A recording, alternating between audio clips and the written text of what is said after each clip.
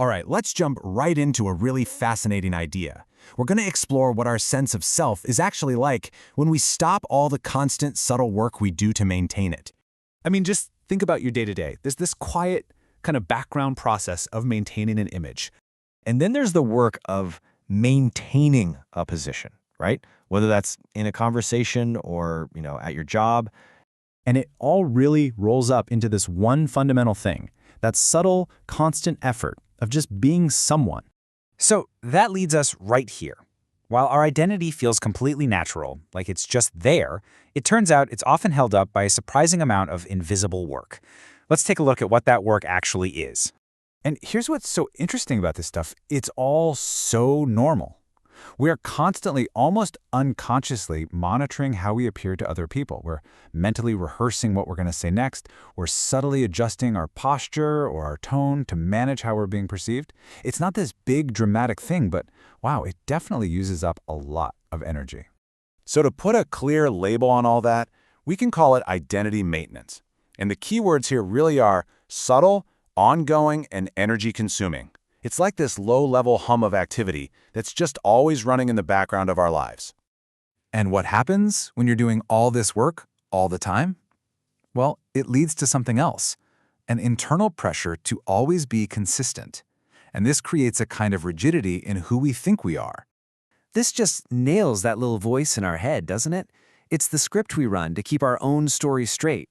We feel this deep need to defend our past selves, to make sure the me of today lines up perfectly with the me of yesterday. And that's the real trade-off, right? On one hand, doing all this gives us a coherent story, this feeling of continuity. But on the other hand, man, it can make us so inflexible. Our identity stops being this fluid, living thing and becomes more like a fixed object we have to constantly guard and protect. Which brings us to the big question, the one this whole explainer is really about. What actually happens if all of that constant, low-level effort just stops? What if we stop protecting, stop rehearsing, stop maintaining? You'd probably expect chaos, right? Or maybe a total collapse of self. But what the research suggests is something completely different, a really surprising and counterintuitive shift to a much, much lighter state of being. And there it is. That's the core insight, right there. Your sense of self doesn't shatter into a million pieces when you stop reinforcing it. It just loses its weight. The feeling of it being this heavy thing you have to lug around all day, it just sort of dissolves. Okay, so what does this new, lighter way of being actually feel like in practice? Let's dig into how we function when our identity stops being so defensive.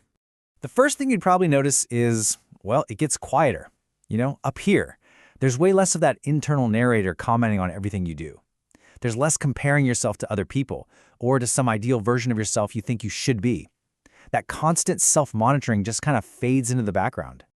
This slide sums it all up so well. On the left, you've got that defensive identity. It's always under construction, it needs high levels of monitoring, and it feels really rigid and protected. But look at the right, a functional identity. It's not something you're always building. It just appears when you need it, like to have a chat or to do your job, and then it just rests when you don't. It feels light, effortless.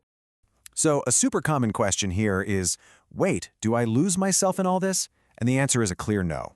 The core stuff is all still there. Your memories, your unique personality, your preferences for coffee or music, all of that remains. You just stop the exhausting work of trying to build a big, heavy story around it all.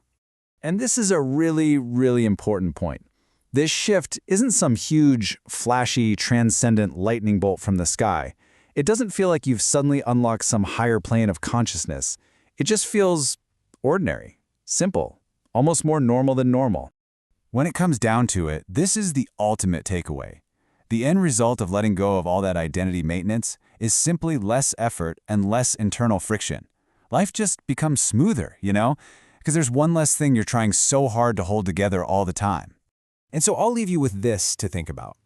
When you look at your own life, at that quiet background hum of self-maintenance, what's one pressure, no matter how small, that you could just let go of today?